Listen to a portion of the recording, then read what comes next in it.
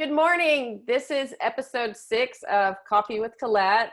And today I have Reverend Remington, Olivia Johnson here today. Hello, how are you doing? Hi. We are going to talk about the landmark Supreme Court case ruled last week on June 15th, protecting LGBTQAI plus people from workplace discrimination, as well as dive into some questions about being transgender and also religion, a little bit of politics. So I want to thank you for taking the time to speak with me today. Sure. No, happy to do it. So Remington and I met probably in around 2010 when Austin Presbyterian Theological Seminary, but really didn't really begin to be in touch until about 5 years ago, and has been a bit of a chaplaincy mentor to me with questions that I had going through the process of intern residency, how to ask for pay, what to ask for, finances, all kinds of stuff. So I'm going to give you a little background. Remington is a Presbyterian clergywoman and healthcare chaplain in Austin, Texas. And she served at the bedside of the sick and the dying for the past 9 years in acute and post-acute care. And she's working currently with researchers from UT on a number of special projects around complex care navigation and advanced care planning. She has a Bachelor's of Arts in Philosophy from OSU and a Master of Divinity from Austin Presbyterian Theological Seminary. It has 4 CPE units from her residency at Seton Family of Hospitals. And for those of y'all who don't know, CPE is Clinical Pastoral Education, and it is a grueling postgraduate 1,600-hour process, sometimes up to 2,000 in a clinical setting. She has an impressive array of certifications from advanced care to Alzheimer's Association support groups, facilitation, de-escalation, from St. David's, postdoc spirituality and healthcare research training from Duke, as well as being an adjunct professor, and has spoken at more lectures and conferences than we have time for in this series. So I'd like to welcome you today, and I'm so thankful that you're here. Thanks. I'm super excited to do it.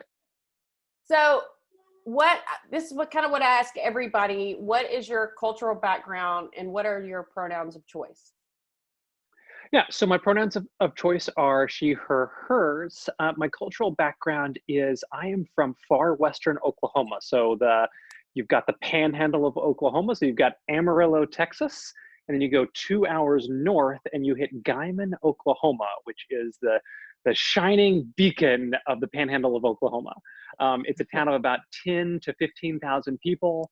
And we lived in the city, middle class upbringing. And I'm the youngest of 2. My mother and father, so it was they were married. They're still married. I was raised Presbyterian, USA. Although my mother and all of her family are Mennonite Brethren.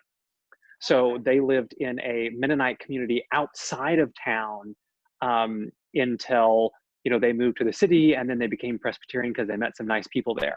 But as my grandmother said, if you cut us, we will always bleed Mennonite.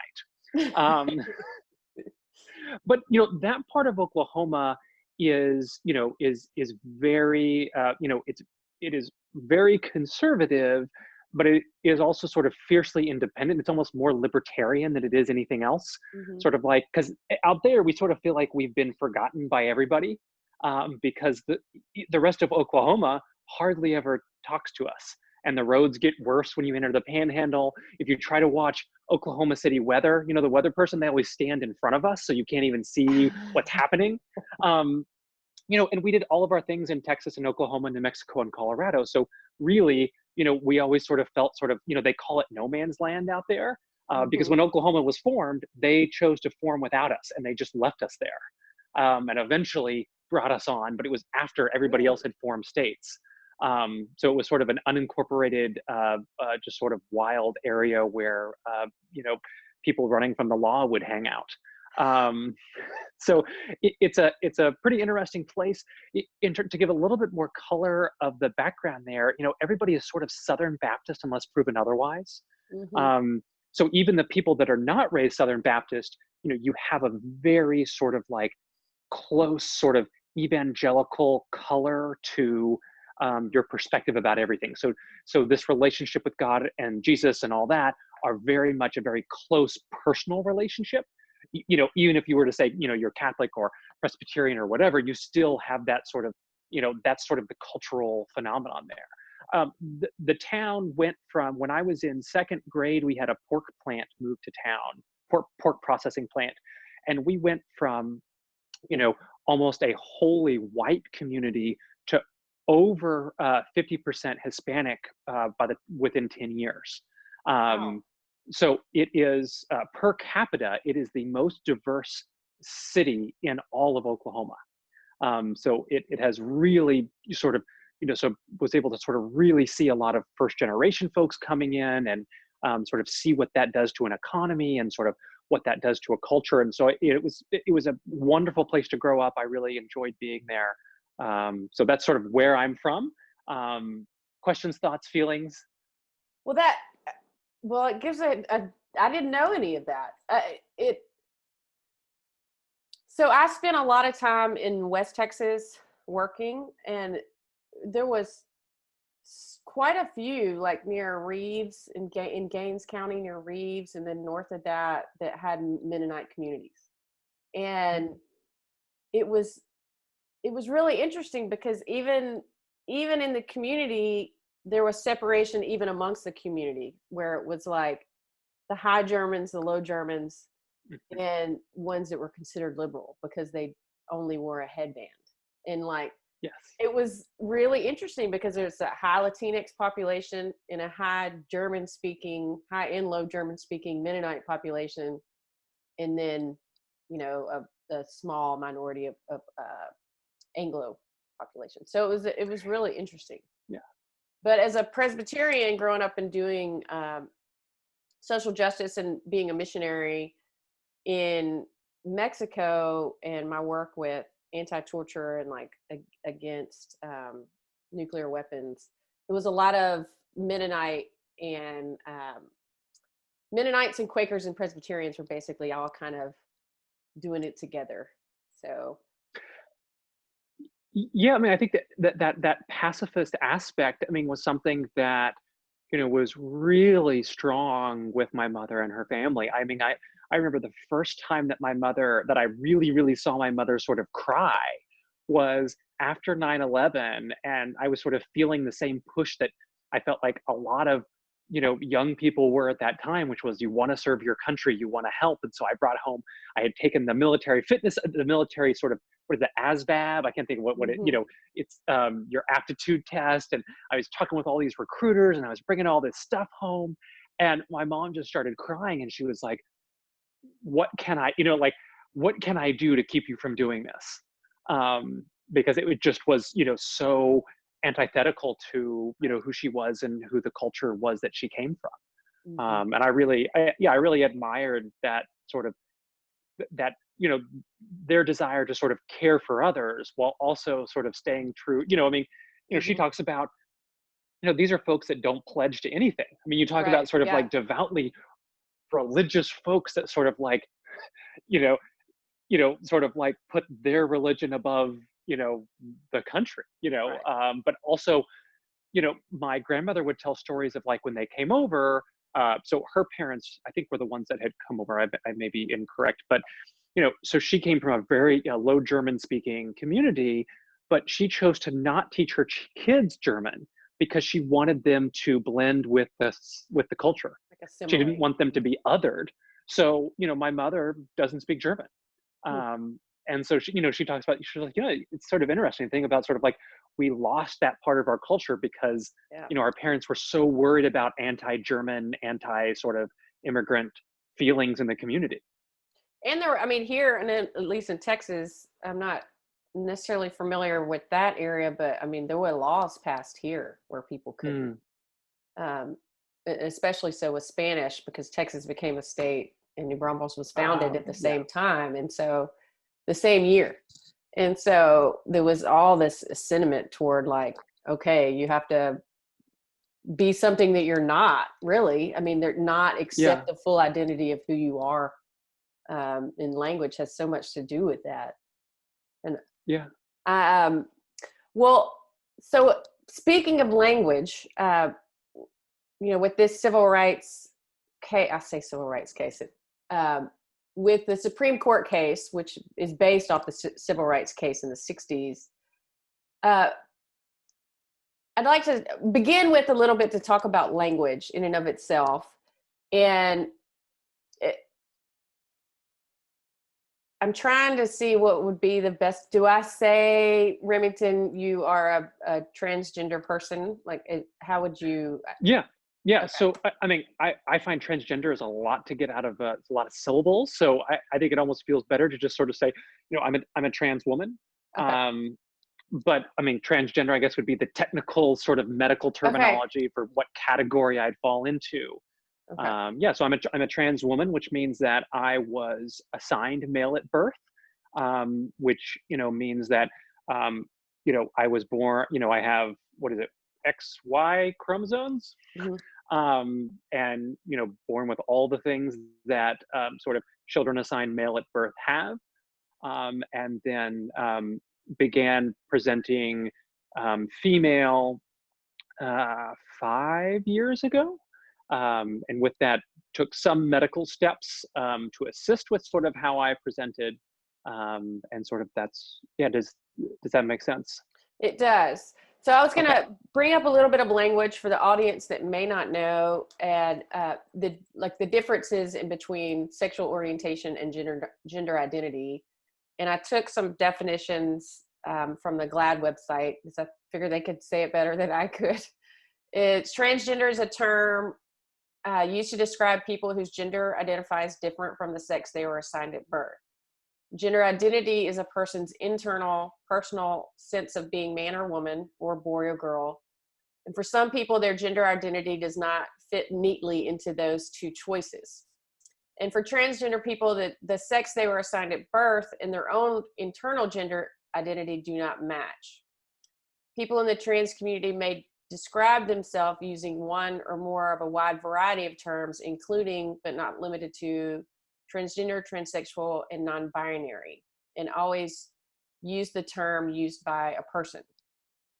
So trying to change a gender identity is no more successful than trying to change a person's sexual orientation, because it doesn't work. So most trans people seek to bring their bodies into alignment with their gender identity, and this is what you call transition. So did I get that right? Or Yeah, yeah. I mean, I think there's a bunch of nuances in sort of what this right. looks like for each person. But I think the overall piece is that being a trans person, is relatively no different than being any other type of person, which is we're all making choices, based on risks and benefits and things that feel good and things that feel less good, in terms of how we navigate the world.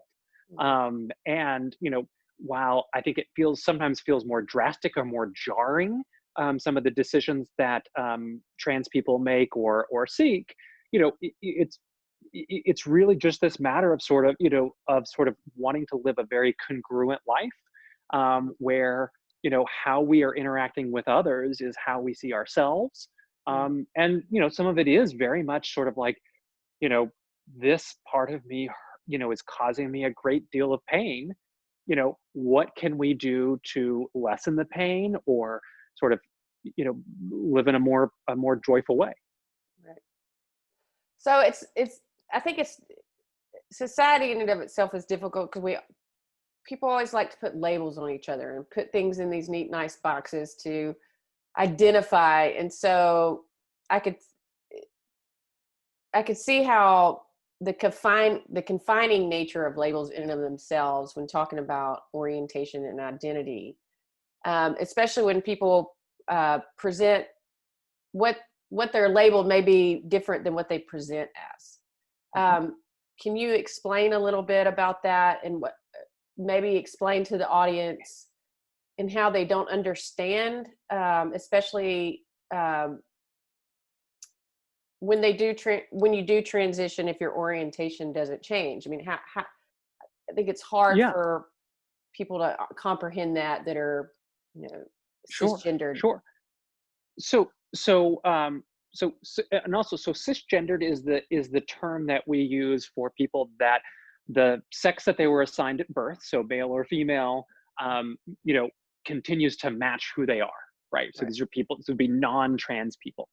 So, when we think about sort of like, words and how we understand the trans community, I think what's important to understand is that, it's really about sort of enacting just a general respect for others, where, when I meet someone of a different religious tradition. So for me to become a Presbyterian minister, I had Mhm. to get a master's of divinity. I had to go through countless committees, all sorts. I had to go through a battery of psychological testing. I had to take a bunch of exams. Mhm. Um, and then I was offered, and then I had to find a profession in which I could be ordained into. Right. It was a really big deal and it took a super long time. And so I now have the title of Reverend. Mhm. Um, I meet people from other traditions. So there are some evangelical traditions, some Pentecostal traditions, where their faith community can ordain someone, can put the title of Reverend on them, because that they see and notice a leader, right? They notice there's something important about this person, and so that person becomes a Reverend. So when I interact with them in the community to show them respect, right, it's about recognizing their leadership in their community, right? Because Mhm. it's not about sort of judging, sort of like, well, they didn't do as much school as I did, or they didn't take as many tests as I did, right? It's about sort of acknowledging their own individual experience. It's very Mhm. similar with the trans experience, where you know each person's walk is very individual. So there are going to be some trans women. So for me, I didn't formally begin to sort of present outwardly as female until about 5 years ago. So until I was about 29, 30. Mhm. But for about 10 years before that, I would waffle in and out of saying to myself, well, I am a trans woman, but it just nobody knows about it. And so it was about something that was very internal to me. And there are trans people that will never, that choose to continue to present, as explicitly male or explicitly female, even though they feel differently in their interior Mhm. space. And for it costs money and access to healthcare and all sorts of things, and there's differences in how our bodies look and all sorts of things. And so really, when people want to be referred this way or that way, or treated this way or that way, it really is just about offering them general human respect that costs us very little, right? Mhm. um, because what does it cost me to refer to somebody else as Reverend? It costs me nothing. It makes them feel good. It Mhm. allows us to have a good relationship. It's the same with the trans community. So I get to sort of, if someone tells me, they are non-binary and this is the pronouns they prefer and this is how they understand themselves, it is not, a huge ask for me to respond in that, even if I don't understand really what it means. I'm not non-binary, so I don't truly understand what that means. Mhm. So I can still look at it and feel like that is deeply mysterious to me. And at the same time, you've told me this is the way that it feels respectful to you, and I can offer that. Does that make sense? It makes complete sense. And for the audience, I will, so we don't have to go all through all of them here. I'm gonna attach like a glossary and a some links to where you can go to find out terminology or proper terminology that you can use to find more about words that are used that you may not understand, or just that you should try to learn about and incorporate into your vocabulary and understanding of around LGBTQAI plus language. And uh, it, I consider myself an ally, but it's still learning, and there's still some things that are confusing that I'm still trying to comprehend. So And if you have any links that you could also send, that would be great. I think I live in an area in Comal County, which has a history of violence toward the trans community. I'm not sure if you remember the brutal beating of Aaliyah Hernandez back in 2014 here in New Braunfels, that left a trans woman, Latinx trans woman, in 6 days in ICU, and they had to reattach her ear. And still to this day, there's been no jail time, no prosecution. What would really be a hate crime, and just I'm not technically sure if it was attempted murder, but a violent assault on, and then ended up stealing her phone afterwards to get rid of evidence of any text messages that went back and forth. And the guy, Cameron Wright, confessed to the police and corroborated her story, and then admitted stealing her phone. And yet, the district attorney here, Jennifer Tharp, only filed a misdemeanor charge for interfering with an emergency call. So that way, there was no felony assault charges brought at all. So with that misdemeanor charge, which holds a maximum year in jail, therefore, when it went in front of the jury to see if it would go up for trial, they declined to indict. So nothing ever happened, and for years and years and years. And there has been a history of racial injustice against Black and brown people in New Braunfels and Comal County, and it's just one more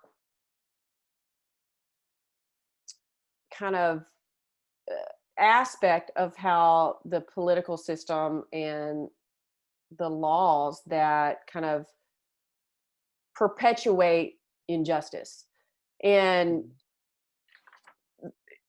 Texas Monthly had a quote that said, "A crime is a crime no matter where it occurs, but every community has an unwritten code and an understanding about who belongs and who doesn't, and who is worthy and who isn't." And that's just, it's so evident when something as brutal as that happens, and there is no recourse of action by the district attorney or the community as in and of itself. And it's why this Supreme Court case has, while it affects the workplace, but it just, the ramifications down the line for healthcare access to discrimination and outright how the country is dealing with violence in and of itself. Do you have anything to say about that? I know that was kind of. I mean, it is heavy and it is hard, and I think that's where sort of it is really complicated, right? So when we look at again, I am not an expert on trends of violence and why these things happen, but I am a member of the trans community, but I'm also white, and I'm middle class, and I am giant. I'm almost 6'3", and so these things these things do matter. I do think that I hope that we are moving in a direction. I think that Supreme Court case was huge, and I don't think we're going to understand how big it is, until more cases are won. For example, a lot of health insurances have trans exclusions on them. So, for example, any of the Texas state schools, their insurance pools have a restriction so that if you are trans, you cannot get any zero health interventions that are directly related to your gender identity. And that's a big deal. And so what this does is there have already been a number of lawsuits that have been won across the country by trans folks suing their employers' insurance groups to say sort of like this is sex discrimination. And so the Supreme Court case, may open the door so that we will begin to see more and more employers removing that trans exclusion. So that folks can at least access some of the trans medical interventions that are beneficial to them. And yeah, I think, hopefully that would also, we might be able to start to see some decrease of violence in, against trans women of color as well. But that is, I think the violence against trans women of color is very complicated and, deals with issues of poverty and religion and transphobia and all sorts of things. So it's complicated. Yeah, so questions, thoughts, feelings, what do you need from me? So just to give a little overview and background for people in the audience that may not be fully aware, the Supreme Court decision last Monday on the 15th extended full civil rights to LGBTQAI individuals, which is basically the right not to be fired in the workplace for who you are. And it was interesting that it was passed after the marriage law, which one would think that they would have been flipped, but it seems that the pulse of the nation was the understanding that love is love. And so you could see how the marriage equality went first. However, and then the law 2 years later that extended to the states the same right as married opposite sex couples. However, one thing I do want to bring up is that last week Trump putting in there the healthcare exemption for trans persons, in that, so for example, you have, an injury and you break your leg or have a heart attack or whatever, and the EMS picks you up and they see, that you are a woman presenting, and then say they figure out that who you're presenting as is not the same as, like the parts don't match up. Let's just say it like that. Is that a terrible, horrible thing to say? No, yeah. So I mean, Okay. the big so deal. They can literally deny you coverage. They could stop work right there, which is just. Yeah, I think this is where it can be helpful to make some distinctions. Okay. So medical providers are never ever forced to do surgery on somebody, right? They're never forced to do procedures that they don't feel that are comfortable.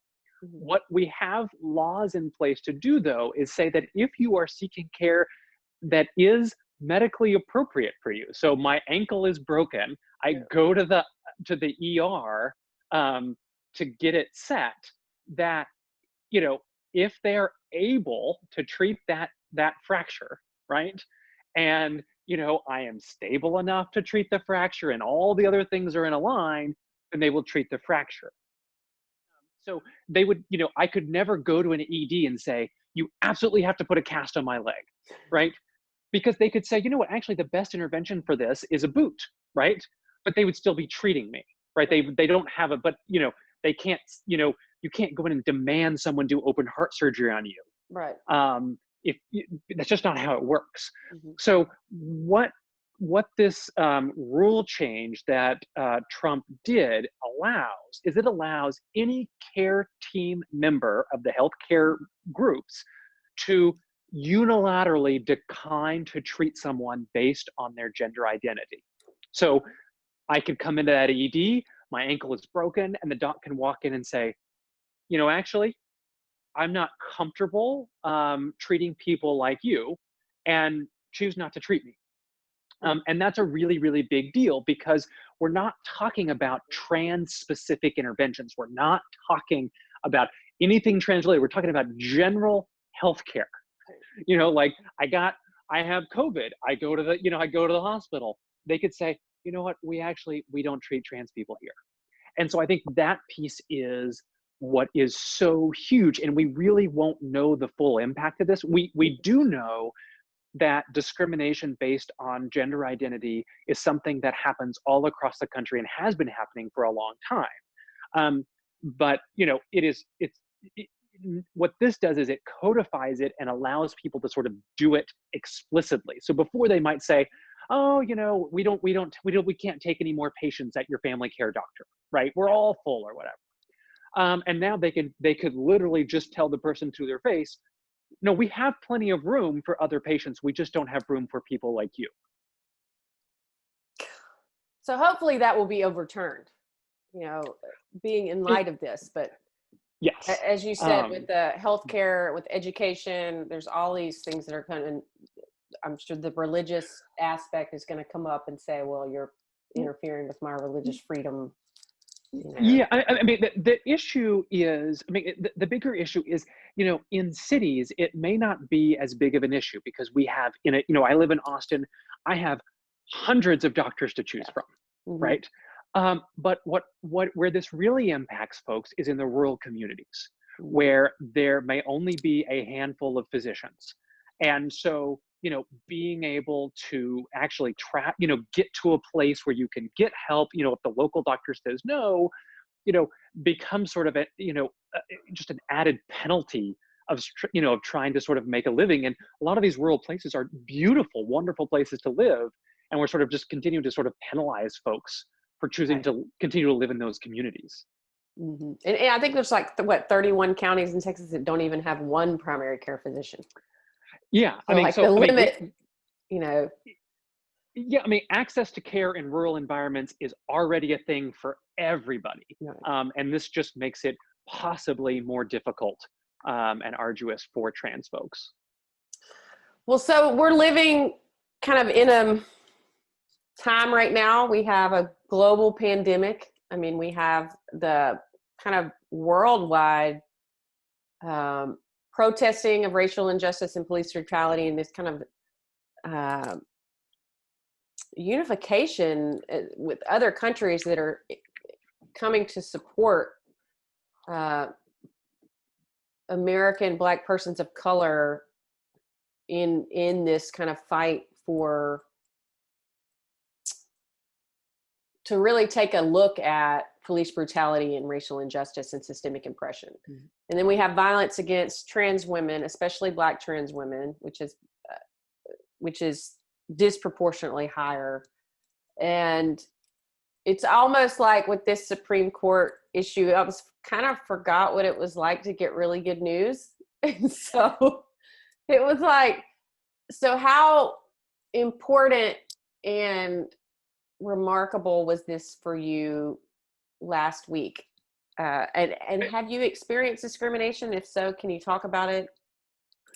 Yeah, I mean, it is huge. And so I'm going to sort of monologue here. Okay. So I'm going to let you jump in if and when you have questions, but I want to sort of tell sort of a series of, you know, an increasing series of stories, because I think it's helpful to sort of understand these sorts of things. Okay. You know, so when I first decided, okay, this is going to happen, I'm going to start presenting female, I'm going to do it. The next thought was, I'm going to lose my job. And so I met with my boss, who was the CEO of a hospital, and we sat down and we talked about it. And I offered to resign. I said, you know, my goal is I want to continue working and serving this population. I want to be here. I promise I will be I will continue to be as good as I can possibly be and do this, you know, as smoothly as possible. But I want to let you know that sort of the patients and the staff here come first.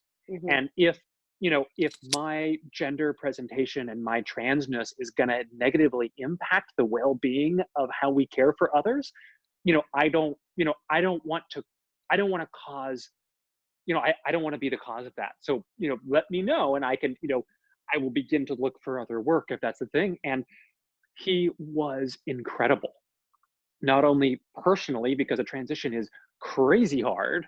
So he was there for me in a very deeply personal sort of mentor way, a very paternal figure. but also there to make sure that we did this as the very best it could possibly be done. So there were 350 employees, and we devised a plan. We worked the plan.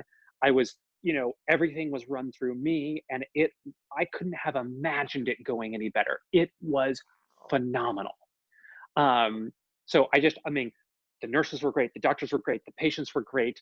All of the ancillary care technicians, the physical therapists were helping me get my gait straightened out so it'd be more feminine. I mean, it was just, I couldn't imagine a better place to, do one of those things. It was great.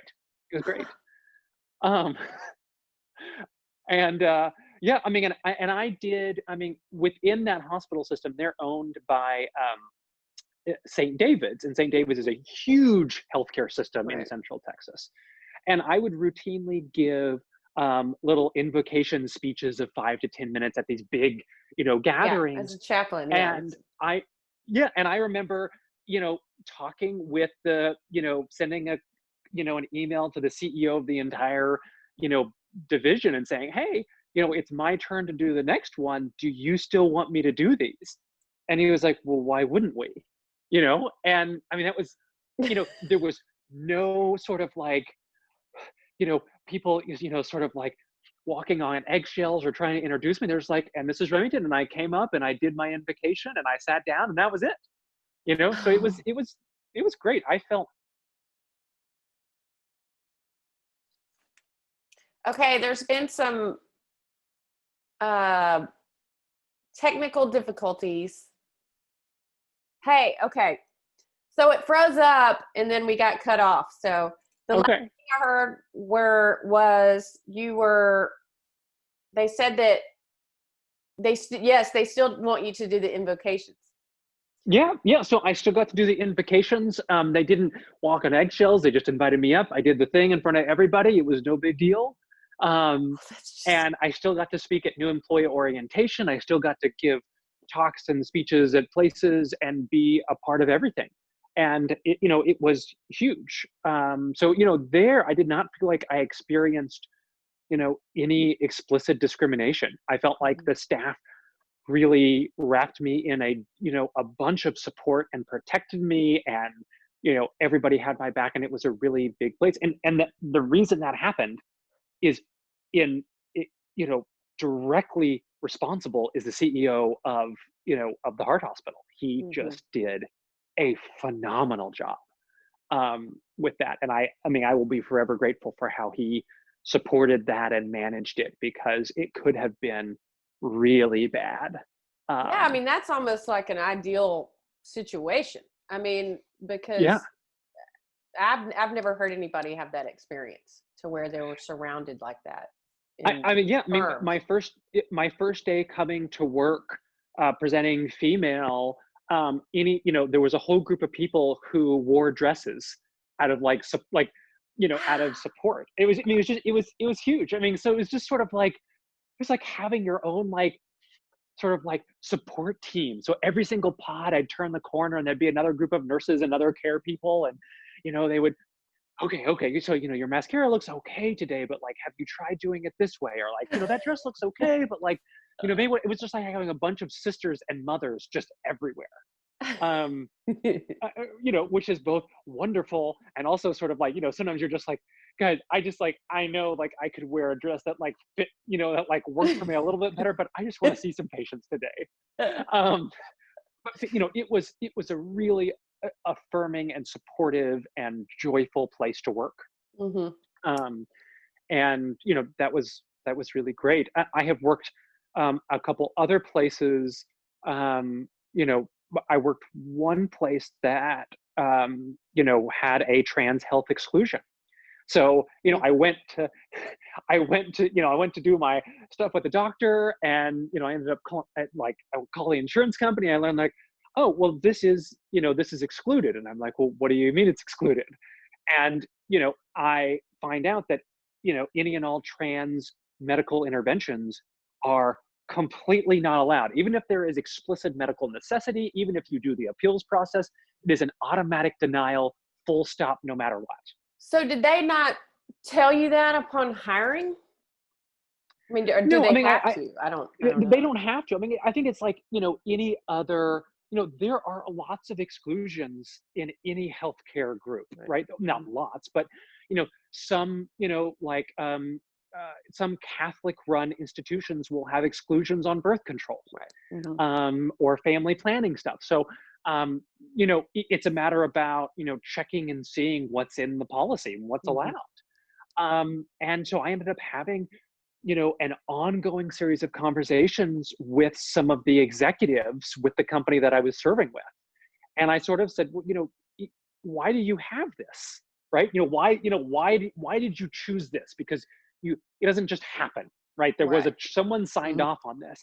And they said, well, we work with this brokerage company, and the brokerage company told us that because, the federal requirement to not have this exclusion, because Obama had a rule that mandated that there had to be some level of trans interventions allowed Hmm. in every insurer. And they said, well, because this is being sued in federal court, it's currently under litigation, we're not required to provide it. And so it was just a matter of, the broker said, you don't have to have it, so we chose not to have it. There was for them, they said there was no moral choice, yes or no. We just said, oh, well, we're not required to have it, we just won't have it, right? And so it It took doesn't affect me mentality of like, oh, well, yeah, I mean, I hesitate to assign sort of a moral, emphasis on their decision there, because I don't know, the idea of, I don't know their hearts, right? And I wasn't in the room when those decisions happened. But I do know that we had a ongoing series of conversations about it, and they chose to remove the exclusion the next year. So it was, I felt very good that I was a part of that, and that yeah.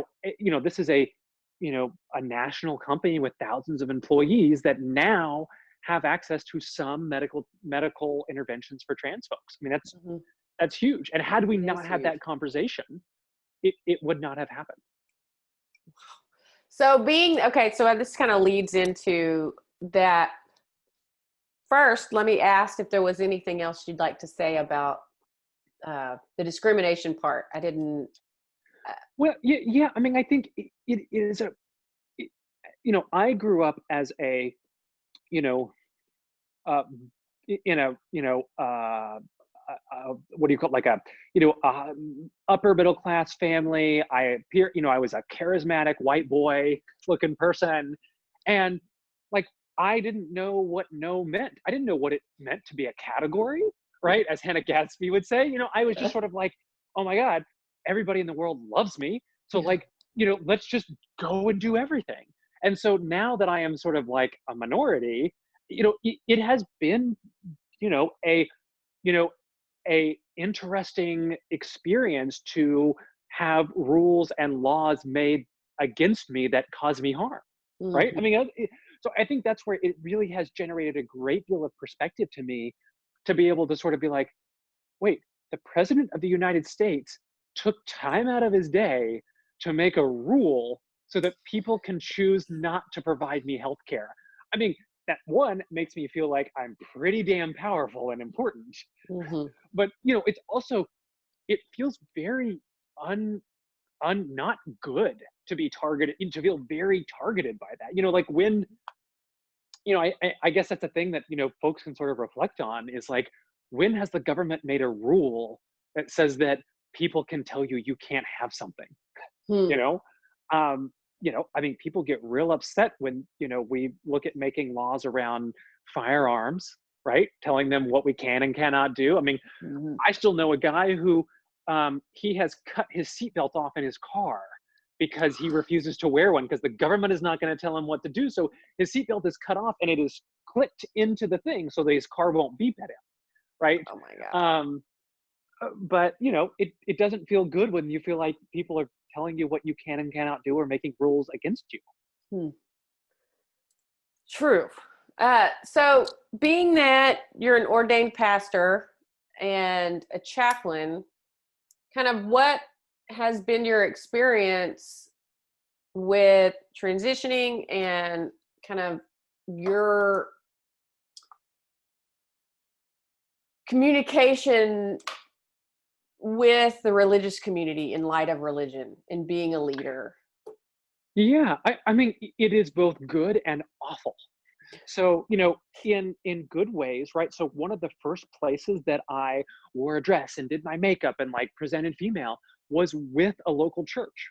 And it was, incredibly affirming and wonderful to sort of sit in their pews and go through a service in a way that is very familiar to me. Like I know how our Presbyterian service goes. You Yeah, shake the hands, very you structured. know, yeah, you confess your sins, you get the blessing, you listen to the sermon, you do the, and then you get to leave. And it's sort of like, it was so special to me having only sort of, presented female privately and had felt so much shame about it, to be able to sort of be in a sacred place Right. and be wearing the same garments and be sort of seen that there wasn't anything icky about it, right? That I wasn't contaminating the environment, that I was just sort of just another person in that congregation. And it was really special. So I think there's been something very special about feeling that living into sort of my transness and sort of, this idea of sort of, this little light of mine, you're not hiding it under a bushel or whatever. And sort of Yeah. like,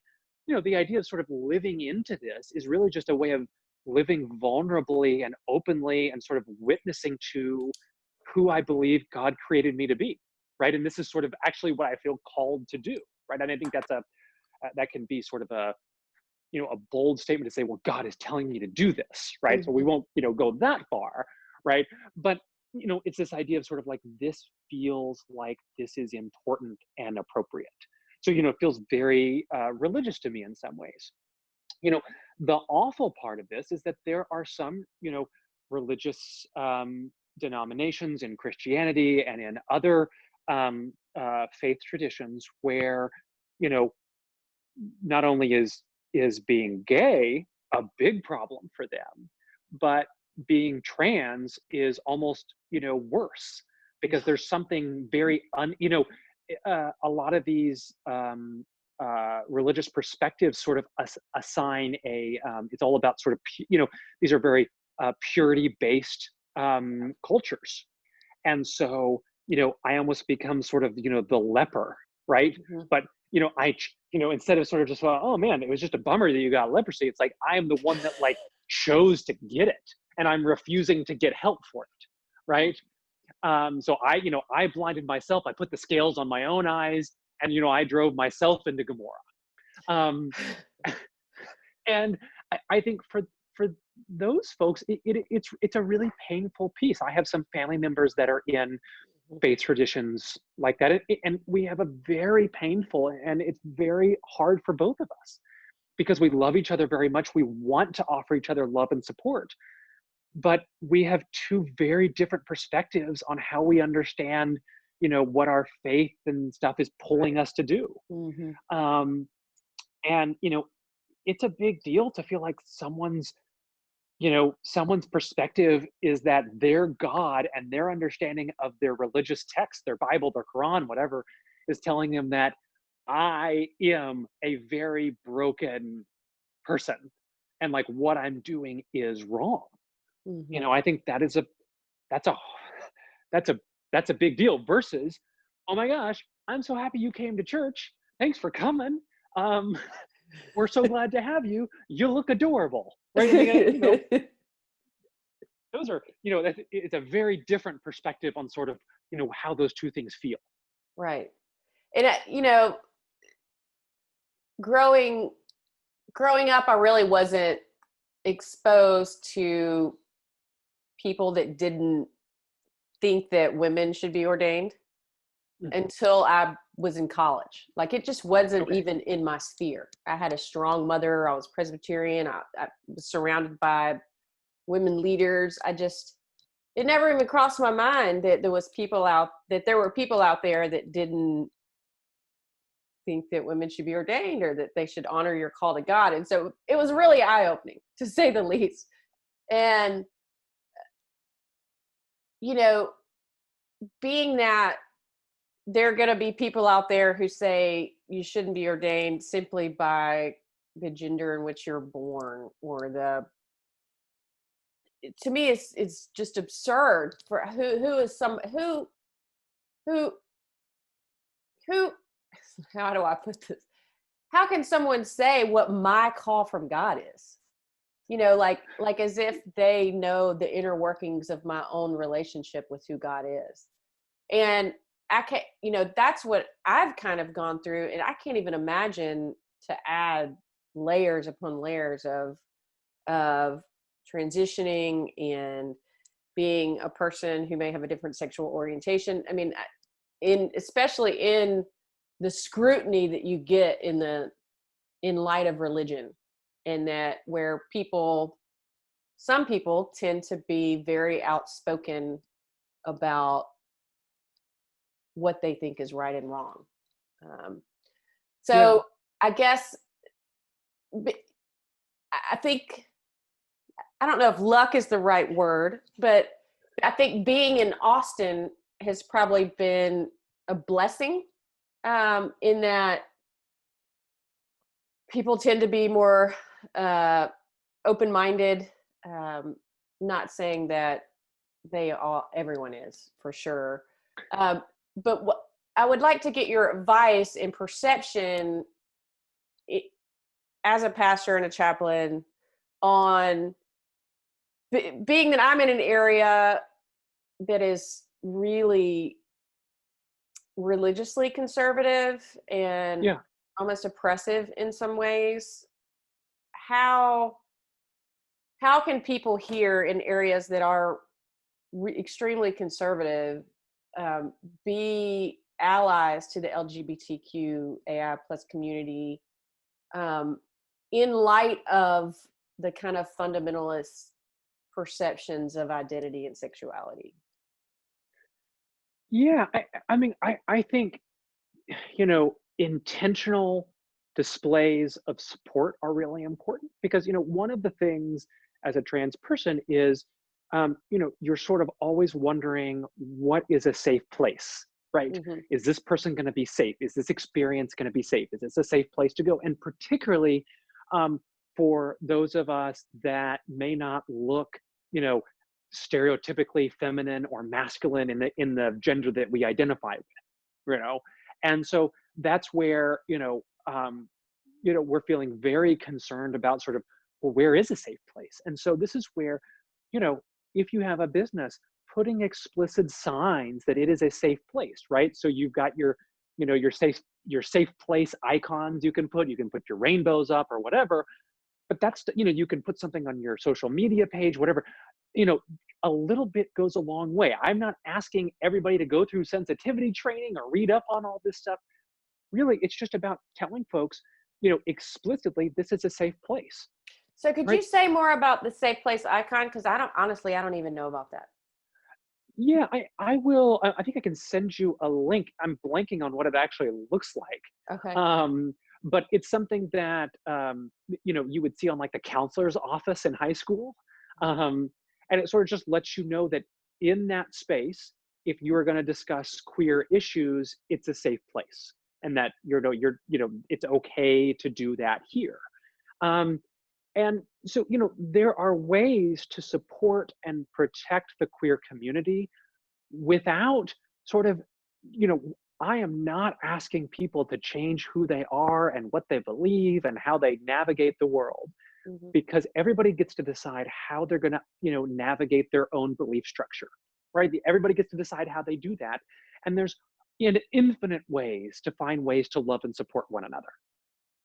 I can think of, I had one patient years ago, like an 85-year-old woman from rural Texas, because most of our patients at the heart hospital were from rural Texas because we pulled in from a lot of satellite locations. Hmm. And her and I were talking, and she said, I've got a gay granddaughter.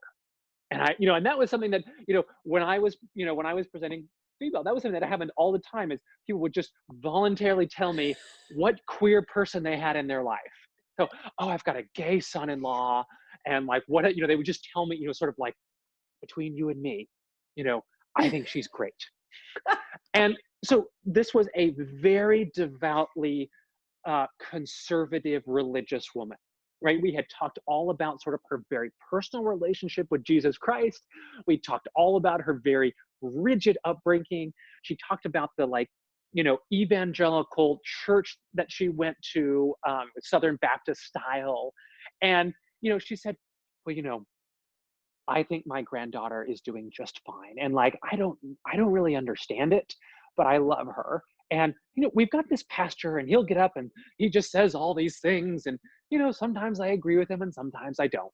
But I mean, I'm going to keep going there because I got to sit next to Janet. And Janet and I always sit in the second row to the front.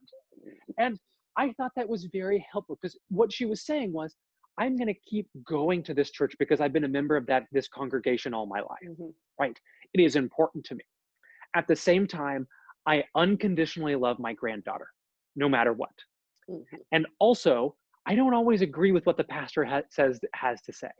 And so, for her, she may not be flying the rainbow flag on her car on the way to church. But for her, she has found a way to support her granddaughter and offer her love. And I think that's sort of what, my request for folks is I'm not asking you to sort of like, jettison all of your faiths and beliefs or, oh my gosh, I can't follow the Bible anymore. All we're asking is to say, look, you have these queer people in your life. You have these trans folks, you have these bi folks, you have these non-binary folks. How can you shower them with love and respect? And continue to, it may be that the faith tradition you go to feels less and less congruent because they're preaching something that doesn't offer them a safe place. Right. Or it may be that you just tell your loved one, I'm going to still go to this church, but when the pastor gives these sermons about gay people or whatever, I don't agree with any of it. Right. So, I mean, it's not, I think, does that make sense? But yes, it totally makes sense. Okay. One of the kind of, to relate to the Supreme Court decision last week, kind of usually when Supreme Court cases come up,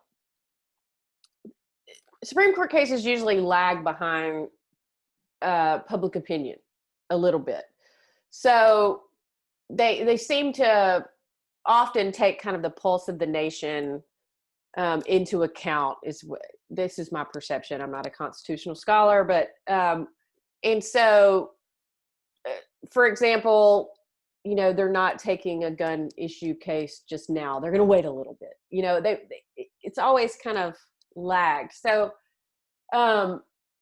while this case was primarily about equality, worker discrimination, it seems to me that some of the people within my own community and even some nationwide, I think as a whole, kind of have this perception, albeit very skewed in my opinion, that believe that LGBT, sorry, I haven't had lunch yet. I'm starting.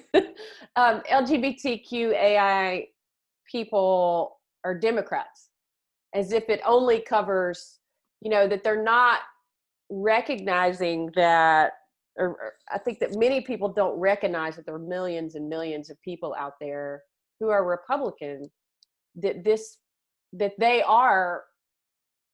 is their voice too.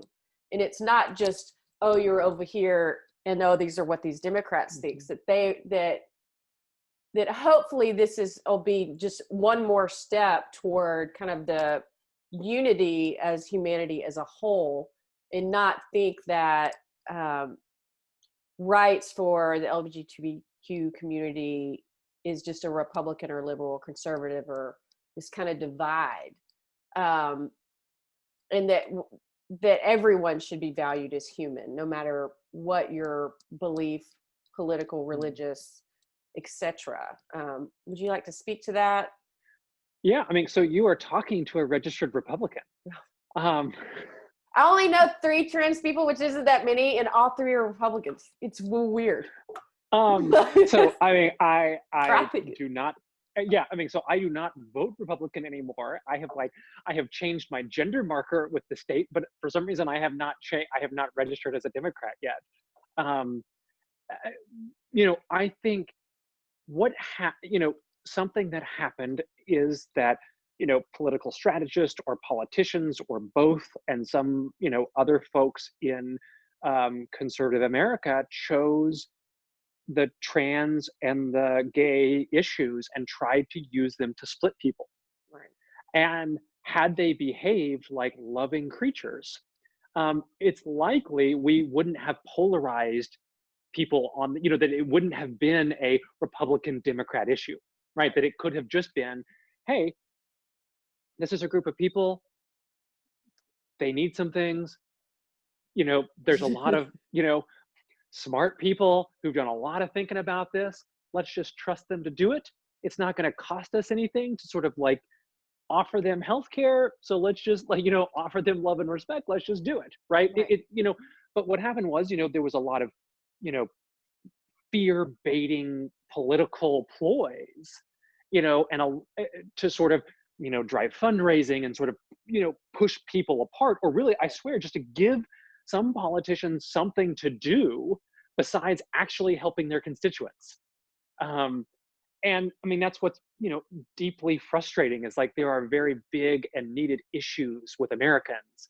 And like deciding what we should do with trans folks is not the issue that is facing Americans. Mm-hmm. You know, growing inequality, poverty, access to healthcare, clean water, clean soil, like this is the stuff that really matters. But those issues are big and hard. And I feel like it's easier for folks to scream about, me using the bathroom with them. And like, I am charming in a restroom, by the way. And make me and my, and the population I am with some sort of boogeyman that is gonna, steal away their children, Yeah. which is not true. I would just like to say that young women seem to just be enamored with me because I'm giant. Yes, you are really tall. um, so yeah, I mean, I think it really is the piece that we had some folks that made this an issue, and it's our job, wherever we are in the country, to look at our politicians and say, look, I want to be a fiscal conservative. I want to do this. I want to do that. Can you stop being cruel? Focus on things that help people. And just, I am not interested in being split on issues of, security and care for my neighbors. Right. And I do want to clarify, I do know more than 3 trans people, but I just meant in my closer circle. Sure. Yeah, you don't have to keep tally. It is no, okay. I don't want to be that one person. Well, I have that one trans friend. It's just part of the problem.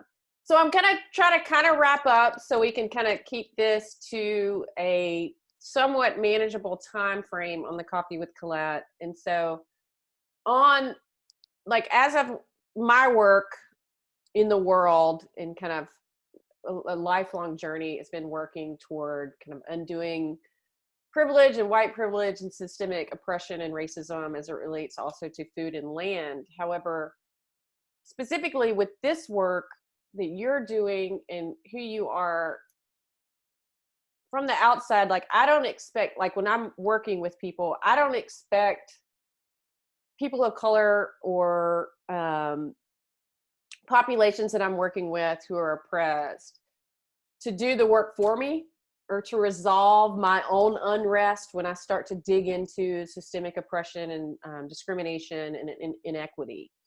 So how can heteronormative cisgendered people help to, you touched on it a little bit earlier, but help to bring awareness and support to the LGBTQAI plus community from here forward? Sure. So I think there's a number of ways. We're not asking you to resolve our own, Oh, for sure. So first, this has been a ton of fun. I super enjoyed doing this. Two, what can folks do? So folks can let people know that they are a safe person, right? So, I am not asking folks to sort of bleed, safety and security all over the place, but literally a message here or there on social media, possibly a sticker on your, a window or something like that to let you know that you're a safe place or whatever. That stuff matters, right? So that's great. The other thing we can do, and this is like communication, good relationship 101. So I used to teach the um, diversity section of the new employee orientation to nurses and other technicians. Mm-hmm. And one of the things we would talk about is that someone can look like us and talk like us and be from the same place we are, be the same race, all of those things, but we don't know what they want and what they need unless we ask them. And so what can be really helpful is just start, in any of our relationships, right? This doesn't have to be hard or complex or serious.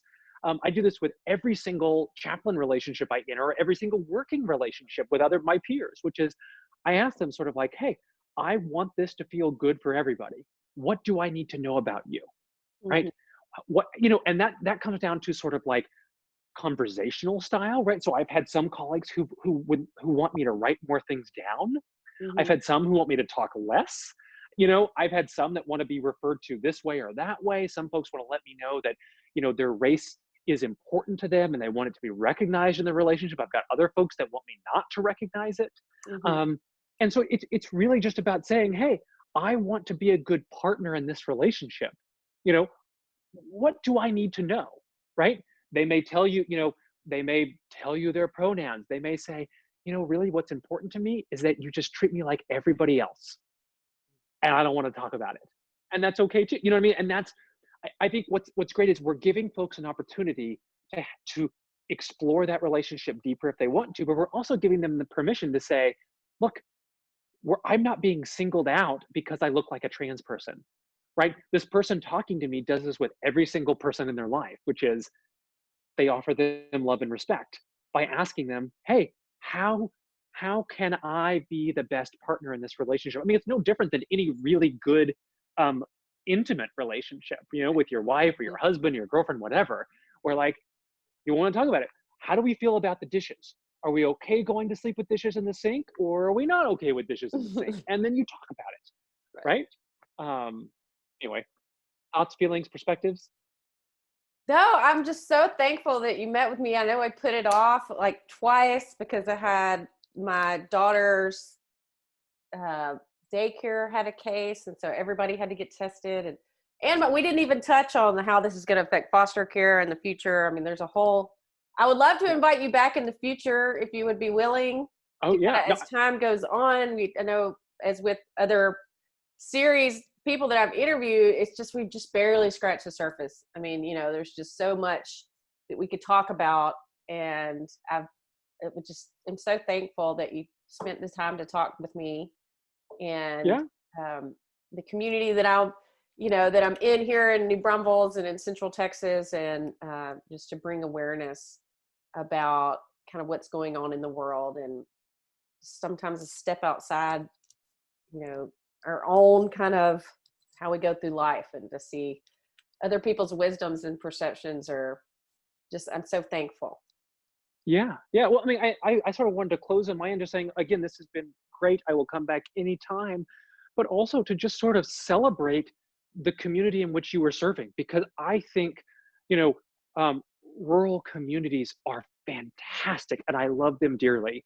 And they don't get enough pride and celebration and reflection, and they don't get the services and the money that some of, Mhm. the larger communities do. And I think that's, you know, uh, um, there can be so much beauty and so many parts of the communities that you serve that work really well for those communities. Of course, there are things that don't feel good. There's things that don't feel good in my community, but I mean, there are so many things that you all do so wonderfully, and I just thank you for working to serve with them. I think it's a beautiful, sacred thing. So thank you so much, Colette. This has been delightful. Yeah, no doubt. And I'll talk to you soon. Thank you, Reverend Johnson, for being on. And we're closing out. Thank y'all for watching the episode 6 of Coffee with Colette. And until next time, bye-bye. I never can turn this off in time.